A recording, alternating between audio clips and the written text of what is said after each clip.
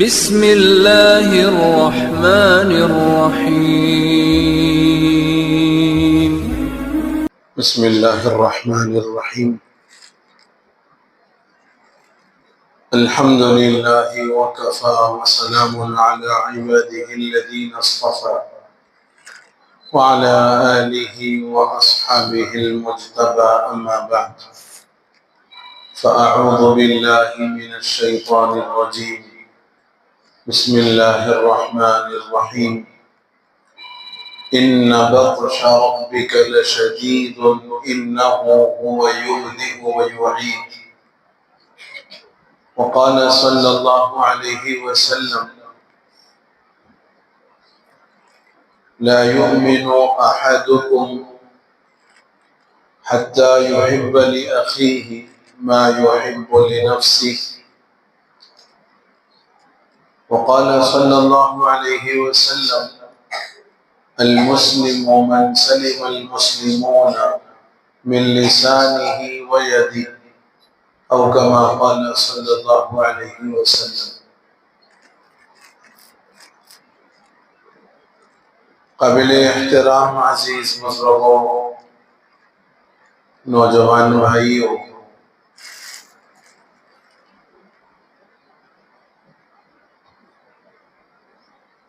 قرآن مقدس میں اللہ رب العزت نے انسانی نفس کے بارے میں، انسان کا جو نفس ہے، اس نفس کے متعلق فرمایا فَأَلْهَمَهَا فُجُورَهَا وَتَقْوَاهَا، کہ ہم نے انسان کے نفس میں فجور کی بھی صلاحیت رکھی ہے، نافرمانی، گناہ، اللہ کو ناراض کرنا، اس کی بھی ہم نے نفس انسانی کو صلاحیت دی ہے، اور اسی کے ساتھ ہم نے انسانی نفس کو تقوی سے مزین کرنے کا بھی ہنر دیا۔ انسانی دل کو تقوی، خوف و خشیت، اللہ کی رضا، ان چیزوں سے مزین کرنے کا، آراستہ کرنے کا ہنر دیا ہے۔ اب فرمایا کہ یہ دونوں چیزیں ہم نے دی انسانی نفس کو، چاہے شرارت کر کے اللہ کو ناراض کرو یا پھر متقی بن کر اللہ کو راضی کر لو۔ پھر اس کے بعد اللہ فرماتے ہیں قد افلح من زکاہا وقد خاب من دساہا، جس نے اپنے نفس کو مزین کر لیا، خوبصورت بنا لیا، اچھا اور عمدہ کیریکٹر بنا لیا، کامیاب ہو گئے۔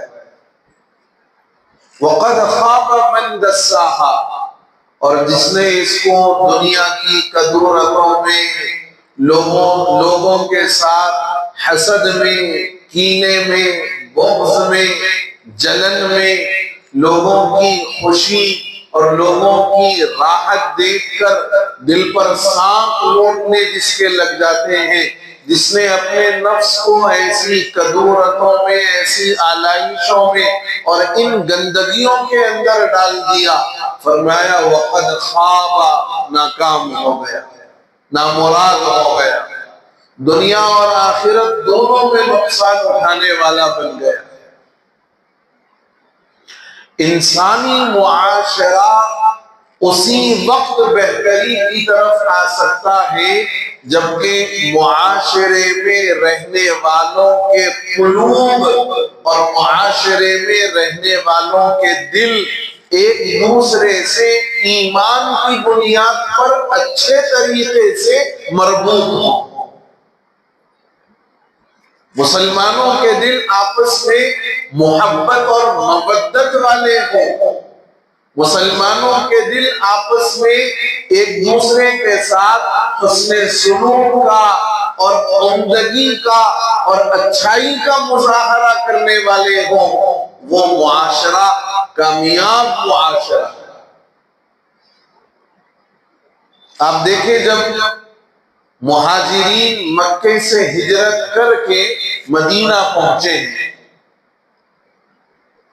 مدینہ مکے کے مہاجرین کے لیے بالکل نئی جگہ ہے، جگہ بھی نئی ہے، ماحول بھی نیا ہے، لوگ بھی نئے ہیں، وہاں کے حالات اور وہاں کی طرز زندگی سب کچھ نیا ہے۔ لیکن آپ نے سنا ہوگا حضور نے اس موقع پر انصار اور مہاجرین کے درمیان میں مواخات کروائی، بھائی چارگی پیدا فرمائی، اور اس قدر بھائی چارگی پیدا فرمائی کہ ایک صحابی نے اپنے مہاجر ساتھی سے گھر لے جا کر کے کہا، حضرت عبد الرحمن ابن عوف تھے وہ صحابی، کہا میرے دو گھر ہیں، ایک آپ رکھ لینا ایک میں رکھ لیتا ہوں۔ کہا میرے دو کھیت ہیں، دو باغ ہیں، ایک آپ رکھ لینا ایک میں رکھ لیتا ہوں۔ پھر اپنے گھر کے اندر لے جا کر بتایا، ابھی پردے کے احکام نازل نہیں ہوئے تھے، کہا یہ میری دو بیگمات ہیں، جو تمہیں پسند ہو بتا دو، اسے طلاق دے دوں گا، تم عدت کے بعد نکاح کر لینا۔ اللہ اکبر۔ یہ وہ پاکیزہ معاشرہ تھا جہاں لوگوں نے بھائی چارگی کو وہ اہمیت دی کہ اپنے گھر کے اندر، اپنی جائیداد کے اندر، اپنے مال کے اندر، حتیٰ کہ جن کے ساتھ زندگی گزر رہی ہے ان کو طلاق دے کر ان کے ساتھ ان کا نکاح کرانے کو تیار ہو گیا۔ تو پھر مدینے کا وہ پاکیزہ معاشرہ رہا جس کی مثال آج تک دنیا دیتی ہے۔ ہم بھی انہی کے نام لیوا ہیں، ہم بھی انہی کا ذکر کرتے ہیں، ان کے امتی ہونے پر فخر کرتے ہیں، ان کے لیے اپنا سب کچھ نچھاور کرنے کے لیے تیار ہو جاتے ہیں، مگر یاد رکھا جائے، اور بڑے افسوس کے ساتھ یہ بات عرض کرتا ہوں کہ مسلمان معاشرہ اس وقت جن گندگیوں کے اندر، جن برائیوں کے اندر اور جن خباثتوں کے اندر، جن شرارتوں کے اندر اور جن خرابیوں کے اندر مبتلا ہے، الامن والحفیظ، مسلمان ایک دوسرے کے ساتھ حد درجہ جلنے والا، حسد کرنے والا،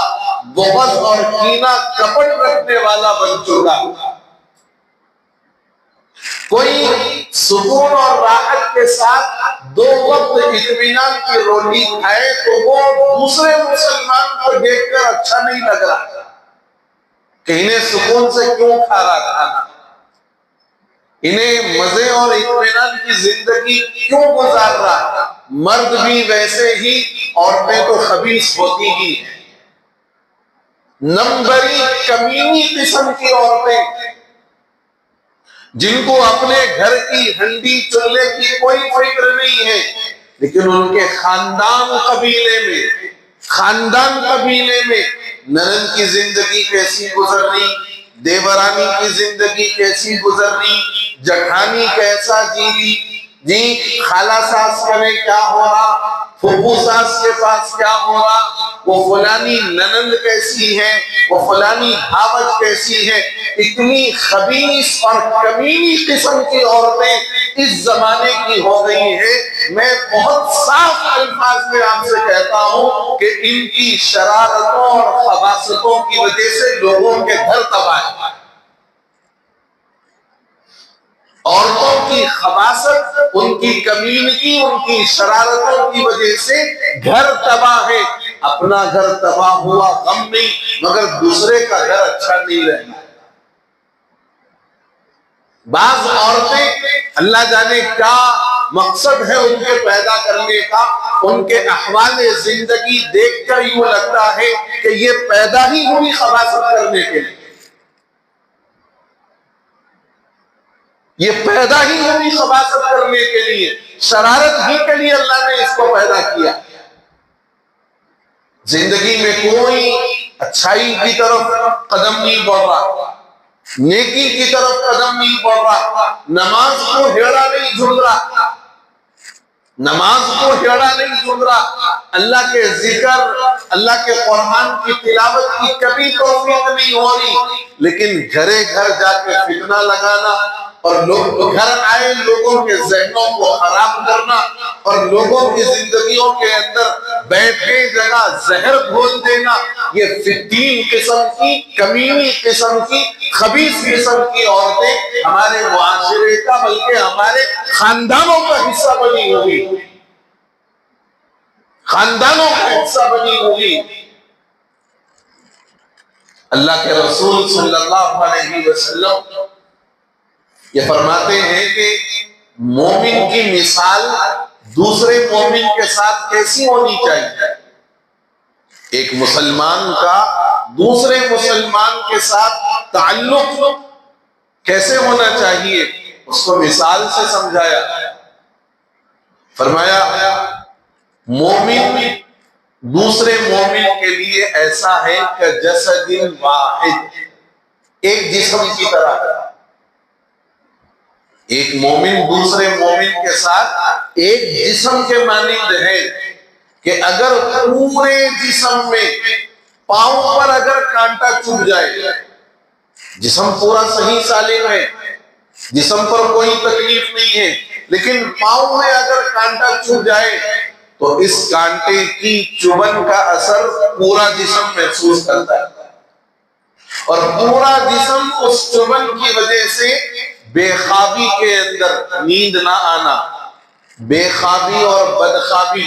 دونوں الگ الگ الفاظ ہیں۔ بے خوابی نیند نہ آنا، بدخوابی نیند میں احتلام ہو جانا۔ نہیں معلوم لوگوں بیٹے اب تو بدخوابی بے خوابی تو بہت دور کی بات، احتلام نہیں معلوم۔ یہ ہماری قوم ہے،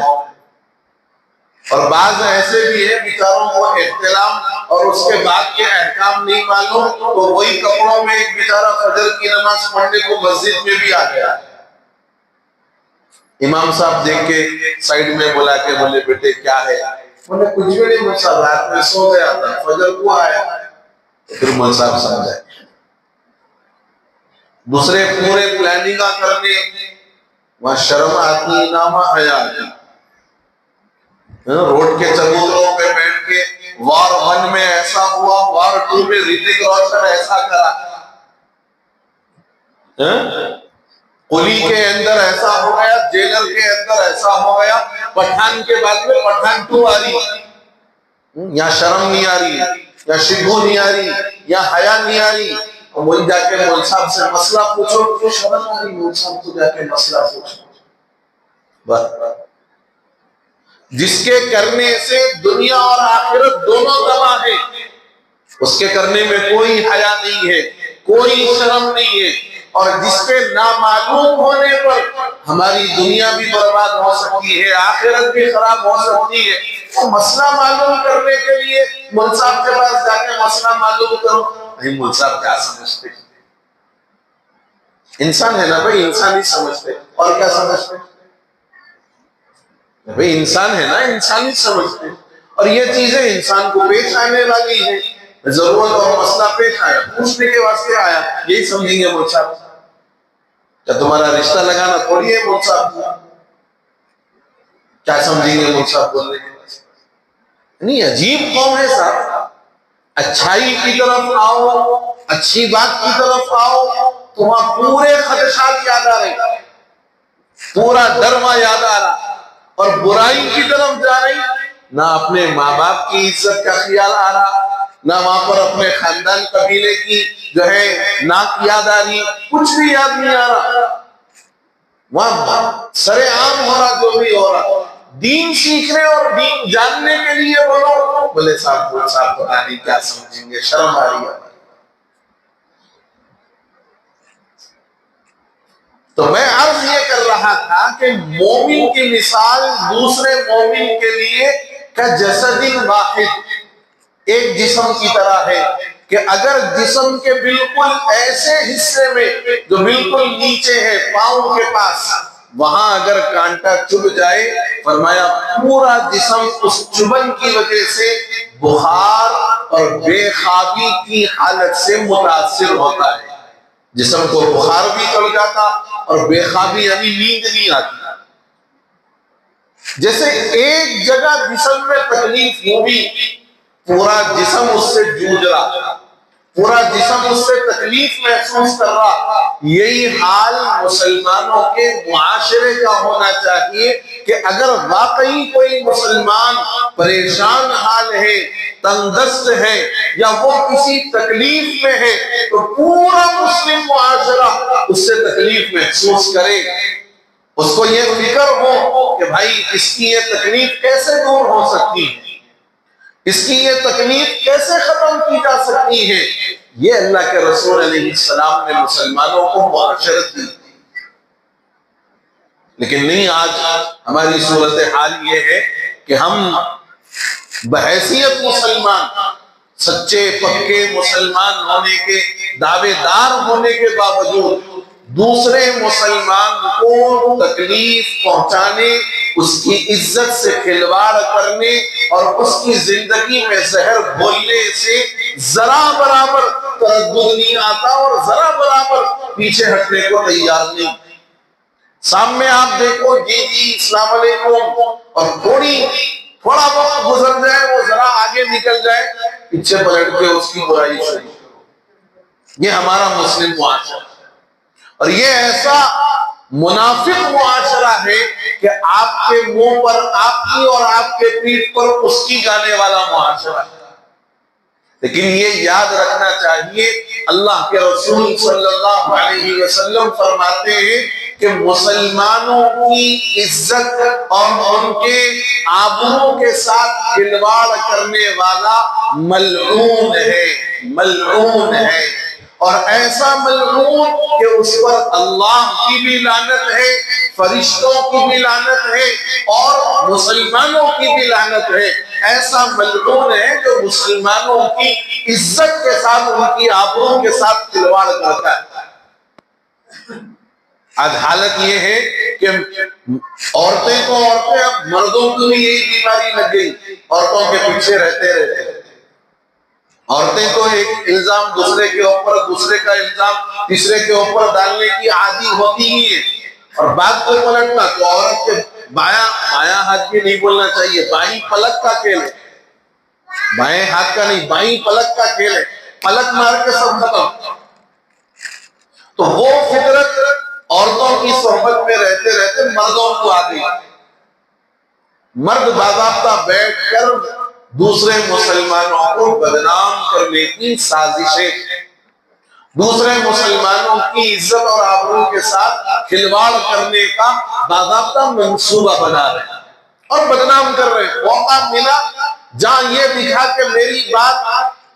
کچھ چلے گی اور میری ہاں میں ہاں کوئی ملا دے گا، فوراً شروع ہو گئے، فلانا معلوم ایسا کرا ویسا کرا، وہ فلاں کرا، جبکہ اس کے پاس کوئی ثبوت نہیں، کوئی دلیل نہیں، مگر بدنام کر کے چھوڑ دیے تاکہ معاشرے کے اندر اس کی جو ساکھ اور اس کا جو لیبل اور اس کا جو مقام تھا وہ ملیاں میٹ ہو جائے۔ اور بعض ایسے بھی ہیں یہ کام کر کے اس کو اپنی کامیابی بھی سمجھ رہے اور اس پر خوش بھی ہو رہے۔ نہ صرف یہ کہ کامیابی سمجھ کر خوش ہو رہے، بلکہ کسی کو بدنام کر کے باضابطہ اس پر پارٹیاں منائی جا رہی ہیں، دعوتیں منائی جا رہی ہیں۔ یہ ہمارے معاشرے کی صورتحال ہے۔ حضرت عبداللہ ابن عمر رضی اللہ تعالی عنہما فرماتے ہیں کہ ایک مرتبہ میں نبی رحمت صلی اللہ علیہ وسلم کے ساتھ بیت اللہ کا طواف کر رہا تھا۔ کیا کر رہے تھے؟ بیت اللہ کا طواف کر رہے تھے۔ نبی رحمت صلی اللہ علیہ وسلم طواف بیت اللہ کے درمیان طواف کرتے ہوئے بیت اللہ کو دیکھتے ہیں اور دل ہی دل میں مسکراتے ہیں، چہرے پر ایک طریقے کی بشاشت آ جاتی ہے۔ حضور بیت اللہ کو دیکھ کر فرماتے ہیں، اے اللہ کے گھر، اے بیت اللہ، تو کتنا محترم ہے، تو کتنا محترم ہے، تیری عزت کتنی پاکیزہ ہے، تیری خوشبو کتنی پاکیزہ ہے، تیرا احترام کتنا ضروری ہے، تو مجھے سب چیزوں سے زیادہ عزیز اور پیارا ہے، لیکن یاد رکھ تجھ سے بھی بڑا مقام مومن کی عزت کا ہے، تجھ سے بھی بڑا مقام اور تجھ سے بھی زیادہ لائق احترام ایک مومن کی عزت اور اس کی آبرو ہے۔ اللہ اکبر۔ آپ غور کر کے دیکھیے، آپ باضابطہ بولتے بھی رہتے، سنتے بھی رہتے ہیں کہ بھئی کعبے کو گرا دیے، میں صرف نقل کر رہا ہوں الفاظ، کعبے کو اٹھا دیے تو مسئلہ نہیں، لیکن مسلمان کی عزت کے ساتھ کھلواڑ نہیں کرنا۔ سنے ہوں گے آپ، سنے نہیں سنے کہ کعبہ دوبارہ بن جائے گا مگر مسلمان کا ٹوٹا ہوا دل دوبارہ نہیں جڑ سکے گا۔ یہ وہ مقام ہے ایک مومن کی عزت کا، اس کے احترام کا اور اس کے جذبات کا، کہ اللہ کے نبی علیہ السلام بیت اللہ کا طواف کرتے ہوئے فرما رہے ہیں کہ تجھ سے بھی زیادہ قابل احترام ایک مومن ہے، اور اس کا عزت اور اس کا وقار اور اس کی عزت و آبرو اس سے زیادہ قابل احترام۔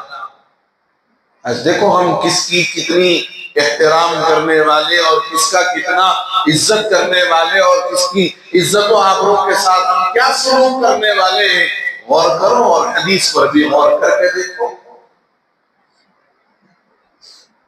بالخصوص وہ خبیث الفطرت عورتیں، میں صاف کہہ رہا ہوں، ایسی عورتوں سے مسلمانوں کا معاشرہ بھرا پڑا ہوا ہے، اور مسلمان ایسی عورتوں کی وجہ سے بالکل کشت و خون ہونے کے لیے تیار ہے، گریبان پکڑ لینے تک کو تیار ہے، مگر پھر بھی وہ کمینی اور غلیظ فطرت کی عورتیں سدھرنے کا نام نہیں لے رہے، جن کا مشغلہ یہی ہے لوگوں کی اپنی زندگی میں اپنے چولہے پہ کیا پکڑا، کوئی ٹینشن نہیں ہے، نہیں پتا تو مرد کو ڈرا دھمکا کے باہر سے منگوا کے کھائیں گے، مگر دوسرے کے چولہے میں اگر اچھا پکڑا تو کہیں کو مٹھی ڈالنا ہے، اس میں مٹھی ڈالنا ہے۔ اور ایسی عورتیں خاندانوں کا حصہ ہے، خاندانوں کا حصہ ہے، خدا ان کے شر سے پورے خاندان والوں کو محفوظ رکھے۔ ایسی بدترین عورتیں ہیں ہمارے معاشرے کے، کہیں ننند کی شکل میں ہے تو کہیں بھاوج کی شکل میں، کہیں دیورانی کی شکل میں ہے تو کہیں جٹھانی کی شکل میں ہے، کہیں ساس کی شکل میں ہے تو کہیں کوئی اور شکل میں ہے، مگر ہیں ایسی عورتیں۔ اور ان عورتوں کی وجہ سے خدا کی قسم خود ان کے گھروں کے اندر کوئی رحمت نہیں، کوئی برکت نہیں، کوئی نورانیت نہیں، کوئی روحانیت نہیں، بالکل ایسا کہ گھر جاؤ تو بالکل وحشت ہو، کیونکہ وحشت ختم ہوتی ہے قرآن کی تلاوت سے، اور وحشت وہاں ہوتی ہے جہاں شیاطین ہوتے ہیں۔ سب سے بڑی شیطانی تو گھر میں، سب سے بڑی شیطانی تو گھر میں بیٹھی ہوئی ہے، اور اتنی بڑی شیطان ہے، اتنی بڑی خبیث ہے، خبیث جن جس کو بول سکتے ہیں آپ، بالکل غلاظت والی جن، ویسی جن کی طرح بیٹھی ہوئی ہے گھر میں، خود تو اپنا سنسار برباد کر رہی، دوسروں کا برباد کر لیتے بیٹھی ہوئی، کبھی جا کے اس کو اس سے لڑا دی، کبھی آ کے اس کو اس سے لڑا دی، اور بولی بڑی خوش ہو رہی، تو بولے ان کے گھروں کو جاؤ تو وحشت ہوتی ہے اندر سے، کیوں؟ اس لیے کہ بڑی شیطان بھی یہی بیٹھی ہوئی ہے، پوروں کو پارسل کرتے جاتی، اپنا زہر اپنی خباثت پارسل کرتے جاتے، لازم بات ہے ایسے گھروں کو گئے تو وحشت۔ اور آپ غور کر کے دیکھو، ایسی عورتیں نہ کبھی نماز کی ہوئی، نہ قرآن کی ہوئی، نہ ذکر کی ہوئی، آپ دیکھ لو، یہ اوپن چیلنج دے رہا ہوں آپ کو صاف، جن عورتوں کی فطرتیں ایسی خبیث ہو گئی ہیں، نہ وہ نماز کی، نہ وہ روزے کی، اور اگر رہے بھی 1 سے 4 روزے رہ گئے تو طبیعت بحران، پریشان، بی پی بڑھ جاتا، شوگر لو ہو جاتا، نہیں کھائے تو مر گئے جیسا ہو جاتی، لہٰذا میرے کو نہیں ہو رہا روزہ رکھنا بول کے روزے چھوڑ کے رکھتی رمضان میں۔ صاف بول رہا ہوں آپ کو۔ اور چونکہ دوسروں کے گھروں میں آگ لگاتے لگاتے حالت ایسی ہو جاتی، اپنا زیور بھی بیچ دیتی، دوسروں کا بھی لا کے رہن پہ رکھوا دیتی، کیونکہ باباؤں کو جا کے دینے کا رہتا نا، باباؤں کو جا کے دینے کا رہتا، تو اپنا زیور بیچ دی، دوسروں کا لے کے رہن پہ رکھا دی بغیر بولے کے، بولی 10 دن میں دے رہی ہوں آپ کو۔ سال گزر گئے، وہ لیے سو والے بیچارے روزانہ جا کے بھیک مانگنے کی نوبت پہ آ گئے، اور ان کو وہی رواب میں ہے، لوگ سونے لیے پتہ نہیں نکال لیے، بیچ لیے، کیا کر لیے۔ سفلی عمل کروانے والی عورتیں ہیں ہمارے معاشرے میں، سفلی عمل یعنی کافروں کے پاس، ناپاکوں کے پاس، گندوں کے پاس، اور اللہ اور اس کے رسول کے نافرمانوں ننگوں کے پاس جا کر جو غلاظت کھانے کو تیار، جو خون پینے کو تیار، جو کلمات کفر کہتے ہیں، ان کے پاس جا کر مسلمانوں کے گھروں کو برباد کرنے کی کوشش کرنے والی ایسی بدترین عورتیں جن گھرانوں کے اندر ہیں، یاد رکھ لینا وہ گھرانے نہ کبھی دنیا میں پنپ سکتے ہیں نہ آخرت میں پنپ سکتے ہیں۔ اللہ کے رسول علیہ السلام کی صاف حدیث ہے، فرمایا حضور نے کہ جو کسی مسلمان کو تکلیف پہنچانے کی کوشش کرتا ہے، جو کسی مسلمان کو تکلیف پہنچانے کی کوشش کرتا ہے، اس کو رسوا کرنے کی کوشش کرتا ہے، یاد رکھو کہ جس کو تکلیف پہنچانا چاہتا ہے اسے تکلیف پہنچے گی تب جب اللہ چاہے گا۔ آپ کسی دوسرے کو تکلیف پہنچانا چاہتے ہیں، اس کو تکلیف پہنچے گی تب جب اللہ چاہے گا، لیکن یہ تکلیف پہنچانے کی جو کوشش کر رہا ہے اس کو لازماً دنیا میں تکلیف پہنچے گا،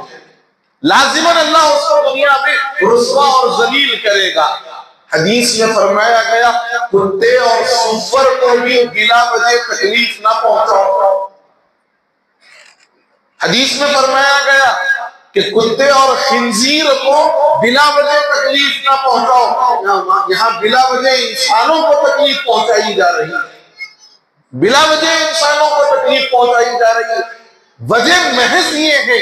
ان زندگی میں خوش ہے، خوش نہیں رہنا، ان زندگی میں خوش ہے، خوش نہیں رہنا۔ اور یاد رکھو ایسے کام کرنے کے لیے عورتیں باضابطہ ہندوؤں کے پاس، جادوگروں کے پاس، مندروں کے پاس، اور پتہ نہیں کہاں اور کدھر کدھر جا کر کبھی تو جو ہے راکھ لے کے آ رہی، کبھی نیموا لے کے آ رہی، کبھی تاگے لے کے آ رہی، کبھی تعویذیں لے کے آ رہی، کبھی کوڑیاں لے کے آ رہی، کبھی بھلامے لے کے آ رہی، اور یہ سمجھ رہے ہیں کہ ہمارے اس عمل سے ان کی زندگی ایسی ویتاد بن جائیں گی، ویران ہو جائیں گی۔ یاد رکھو جب تک خدا نہ چاہے تمہارے شر سے وہ دوسرا تو محفوظ رہ سکتا ہے، لیکن تمہاری اس بدنیتی کی وجہ سے تمہاری زندگیاں نیست و نابود بھی ہوں گی، تہو بالا بھی ہوں گی، اور دوسروں کے لیے باعث عبرت بھی بنے گی۔ حضرت امام غزالی رحمۃ اللہ علیہ نے بڑی پیاری بات فرمائی، احیاء العلوم میں لکھا ہے، حضرت امام غزالی رحمۃ اللہ علیہ فرماتے ہیں کہ جانور 3 قسم کے ہوتے ہیں، جانور 3 قسم کے ہوتے ہیں۔ ایک قسم جانوروں کی وہ ہے جس سے انسانوں کو فائدہ پہنچتا ہے، گائے، بکرا، بھینس، جی دودھ کا فائدہ ہے، گوشت کا فائدہ ہے، بار برداری کا فائدہ ہے، بوجھ اٹھا کر لے جانا، یہ سب چیزیں، یہ پہلی قسم ہے، یعنی وہ جانور جس سے انسانوں کے معاشرے کو فائدہ پہنچتا ہے۔ دوسرے وہ جانور ہیں جس سے انسانی معاشرے کو تکلیف پہنچتی، سانپ، بچھو، درندے، چیر پھاڑ کرنے والے جانور، اس سے معاشرے کو، انسانوں کے معاشرے کو تکلیف پہنچتی۔ اور تیسرے جانور وہ ہیں جن سے انسانی معاشرے کو نہ کوئی فائدہ پہنچتا ہے نہ کوئی تکلیف پہنچتی ہے۔ جیسے جنگل میں رہنے والے اور بھی جانور ہیں، لومڑی ہے، گیدڑ ہے، وغیرہ وغیرہ، اس سے انسانوں کے معاشرے کو نہ کوئی تکلیف پہنچتی ہے نہ کوئی راحت کا مسئلہ ہے، نہ فائدہ دینے والے نہ نقصان پہنچانے والے۔ امام غزالی نے اس کے بعد فرمایا جانوروں کی یہ 3 قسم ہیں، اب انسانوں کو چاہیے کہ وہ انسان بن کر زندگی گزارے، انسانوں کو چاہیے کہ وہ انسان بن کر زندگی گزارے، اور اگر تم اپنی بدباطنی کی وجہ سے انسان نہ بن سکو تو کم از کم پہلا یا تیسرا قسم کا جانور تو بن جاؤ، مگر دوسرے قسم کا جانور مت بنو۔ پہلے قسم کا جانور بن جاؤ یا تیسرے قسم کا جانور بن جاؤ، یا تو تم سے انسانوں کے معاشرے کو فائدہ ہو یا پھر ایسا ہو کہ نہ تو فائدہ ہو نہ نقصان ہو، لیکن دوسرے قسم کا جانور نہ بنو۔ آج میرے بزرگوں بڑی جو ہے سچائی یہ ہے کہ ہمارا معاشرہ دوسرے قسم کا جانور بن چکا ہے، ہمارا معاشرہ دوسرے قسم کا جانور بن چکا ہے، جنہیں نہ رشتوں کے تقدس کا کوئی خیال۔ حضور نے فرمایا کہ جو آدمی کسی مومن کو تکلیف دے، جو کسی مومن کو تکلیف دے وہ مومن نہیں ہو سکتا۔ جو مسلمان کسی دوسرے مسلمان کو تکلیف پہنچائے وہ مومن نہیں ہو سکتا۔ عام مومن کا یہ حکم ہے، عام مومن کا یہ حکم ہے۔ تو سوچو رشتہ داروں کے ساتھ، خاندان والوں کے ساتھ اور اپنے سگوں کے ساتھ اگر کوئی ایسی بدسلوکی کرتا ہے تو اس کا انجام کیا ہوگا؟ اور وہ حدیث بھی آپ کے ذہن میں ہوگی جس میں آپ نے سنا کہ بلی کو اس کے وقت پر کھانا اور پینا نہ دینے کی وجہ سے فرمایا وہ عورت جہنمی ہوگی۔ سنا نا، کتے کو پانی پلا دینے کی وجہ سے اللہ نے فاحشہ عورت کی مغفرت فرما دی، اور وہ عورت جو بالکل نمازی، پرہیزگار، روزے دار، متقی، لیکن بلی اپنے گھر میں رکھی، نہ خود کھلاتی تھی نہ چھوڑتی تھی کہ زمین پہ کیڑے مکوڑے کھا کر وہ جی سکے، فرمایا اس کے روک کر رکھنے کی وجہ سے وہ بلی مر گئی۔ اللہ نے فرمایا کہ اس کو جہنم کے حوالے کرو۔ ایک جانور کو ستانے پر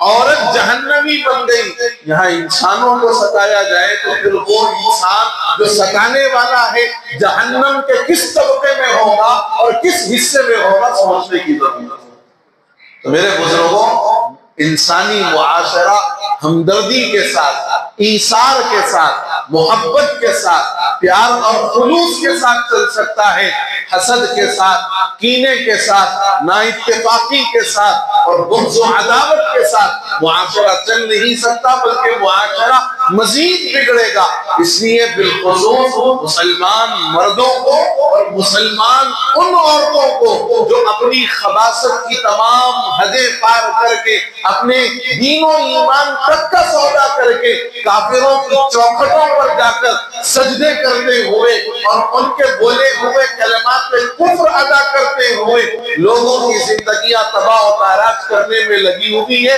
ہوش کے ناخن لو اور اب بھی توبہ کر لو تو تمہاری دنیا اور آخرت بن سکتی ہے، اور اگر تم نے توبہ نہیں کی تو پھر دنیا میں تمہاری موت قابل عبرت بن جائے گی، تمہاری موت قابل عبرت بن جائے گی۔ اور یہ ہرگز مت سوچنا کہ ہم تو اچھے ہیں اور جن کو ہم ستانا ہے ان کو ستا رہے ہو، وہ پریشان ہے، اس کی پریشانی وقتی ہے، لیکن تمہاری جو زندگی اجیرن بنے گی وہ پوری زندگی اجیرن بنے گی، دنیا میں بھی آخرت میں بھی، اور تمہاری زندگی اور تمہاری موت لوگوں کے لیے باعث عبرت بنے گی۔ اللہ ہم سبوں کو صفات حسنہ اپنانے کی توفیق عطا فرمائے اور اوصاف خبیثہ اور اوصاف غلیظہ سے ہماری اور پورے مسلم معاشرے کی حفاظت فرما دے، آمین یا رب العالمین۔ وآخر دعوانا ان الحمد للہ رب العالمین۔